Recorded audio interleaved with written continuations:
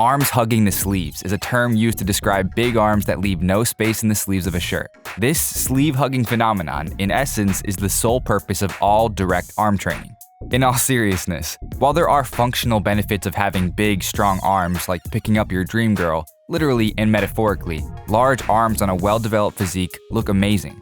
There's a reason that lifters for decades have praised a fellow lifter with things like, "He has 18-inch arms." It's a sign of dedication and strength. And let's face it, having small arms and underdeveloped biceps can make someone look like they don't even lift. And after spending months, if not years in the gym, that's not what we want. Even with broad shoulders and a built chest and back, the overall physique just isn't complete without jacked arms. So, if you're ready to have arms that hug the sleeve and complete your physique, then this video is for you. This video will discuss 5 bicep exercises that you're probably not doing. Along with these bicep exercises discussed in this video, we'll incorporate 3 main things. 1 is to show you how to target the biceps from different angles, and 2 is to walk through techniques that can improve all the bicep exercises you perform. The 3rd is going to cover different techniques you can use to overload the biceps. After all, without proper form, none of these exercises will be as effective as they could be. But before we get into the exercises and lifting technique, let's quickly cover these common reasons why most guys have lagging biceps.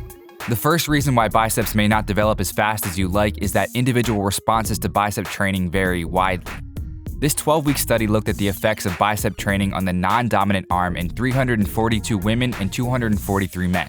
The results of this study were surprising.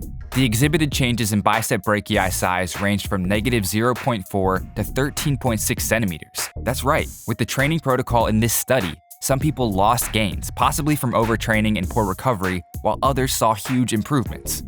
So a significant factor driving changes in bicep size from bicep training is your bicep genetics. Your genetics is not something to use as an excuse if you have poor bicep genetics, but something that should increase your patience, dedication, and consistency. Because even without great genetics, you can still make steady progress. Another reason lifters don't see much bicep growth is poor lifting form. For example, excessive elbow movement and momentum on barbell curls will reduce the quality of your bicep training. And finally, once the form is corrected, another reason biceps may not be growing is not doing enough sets per week with a suitable variety of bicep exercises. So to recap, here are 3 things in order. Number 1, biceps genetics vary widely. Number 2, exercise form is critical. Number 3, use the correct number of sets per week to progress. Now let's get into the exercises. Number 1, spider curls. The first exercise we'll start with is the spider curl. The great thing about the spider curl is that it gets more challenging towards the top, where it gets easier with a standard barbell curl when done standing straight up. The difference between the two is the angle of your body. Here's how to perform the movement. The way we recommend performing spider curls is with an easy bar or straight bar and with a bench set to a 45-degree incline. Lie face down on the bench with your chest and stomach on the bench. With a supinated grip, palms facing up, and your hands shoulder-width apart, slowly curl the bar upwards towards your forehead and pause for a second at the top. Perform the concentric explosively and eccentric in a controlled manner. Another reason this exercise is so effective is because it creates flexion at 2 joints, both of which activate the bicep muscle, elbow flexion, and a bit of shoulder flexion as you curl towards your forehead. If you're ready for a new go-to bicep curl, give spider curls a try. Number 2, incline hammer curls. The incline hammer curl is an excellent exercise for training the bicep. The bi in the word bicep means 2, which means the biceps are 2 muscles. The bicep includes a short head, which is on the inside close to your body, and a long head on the outer part of the bicep. The incline curl is excellent for training the long head of the bicep. Lay down on a bench set to moderate incline. Unlike the spider curl, the incline curl is performed with your back on the bench. Instead of the arms forward of your body, your arms are now behind your body. This movement starts with the bicep in a stretched position. Pair the incline curl with a hammer curl grip. Combined, these will target the long head of the bicep to a great extent. On each rep, be sure to avoid bringing your elbows too far forward. Instead, focus on curling the weight up with a stationary elbow position. Number 3, seated dumbbell bicep curl. Have you ever experienced muscle or strength imbalance between your left and right sides? A slight imbalance is entirely normal since most of us have a dominant side from being right or left-handed. But significant imbalance needs to be avoided or fixed. An excellent way to fix or prevent muscle imbalances is to train each side separately. The technical term for this is unilateral training. The go-to exercise we'd recommend for this is the seated dumbbell bicep curl, since it minimizes body movement and trains each side individually.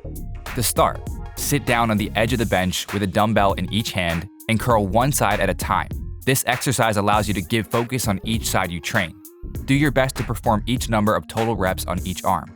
Performing supination curls, where you twist at the top, is a great way to target the inner part of your bicep. This works well with the incline hammer curls we discussed previously.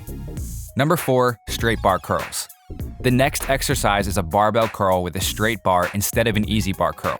While this may seem like a small swap, you'll notice that your biceps exercise a more significant contraction at the top of the curl. Here's why. One of the primary functions of the bicep is external forearm rotation. Give the following a try. Raise your arm like you were halfway through a bicep curl. Have your hand in a neutral position like you want your palms to face each other. Turn your palms up toward the sky. Notice how your bicep starts to flex as you rotate your hand outward. If you don't experience any twist or forearm pain when curling in this position, swap out the easy bar curl for the straight bar on most of your barbell curls. Number 5, cable reverse curls. The reverse curl is rarely performed, which is a shame because this is a solid exercise to build the bicep and the forearms. The primary muscles targeted during the reverse curl are the biceps brachii and brachialis. The reverse curl is similar to the bicep curl, except the palms are facing down. Unlike the previously mentioned point with the straight bar bicep curl, we highly recommend you use an easy bar or dumbbells to perform this exercise.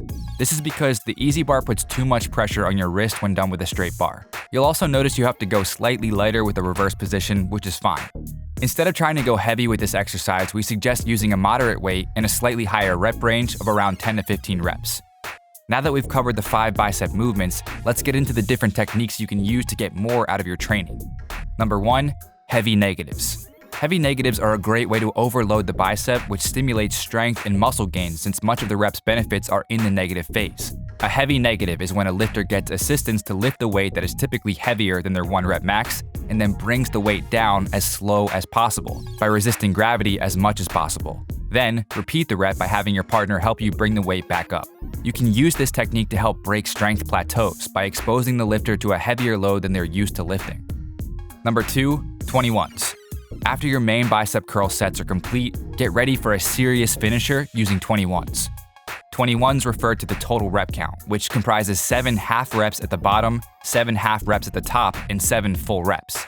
Use a lighter load that you can perform 21 reps with and prepare for the burn. If you have a spotter around to help you with the last few complete reps, that's worth putting to use.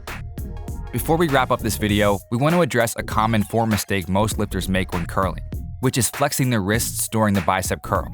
Wrist flexion during the curl will shift tension from the bicep to the forearm. To start, be mindful of your wrist position when curling. This alone may fix the issue. If you still notice you flex your wrist during the curl, try extending your wrist in the opposite direction. For example, imagine a waiter holding a tray. After a few sets of that, you should be able to find the neutral straight wrist position. While you don't need to have all these bicep exercises in your current routine, having various exercises to choose from can help further develop your biceps. Be sure to incorporate exercises that train the bicep in different ways. For example, the spider curl or the straight bar bicep curl paired with the incline hammer curl. Perform these exercises with good form and a solid mind-muscle connection, and your arms will be hugging the sleeves in no time. Did you find this video helpful? If so, click the like button below as it'll genuinely help out the channel. If your training and nutrition are in order, be sure to check out my science-based supplement line.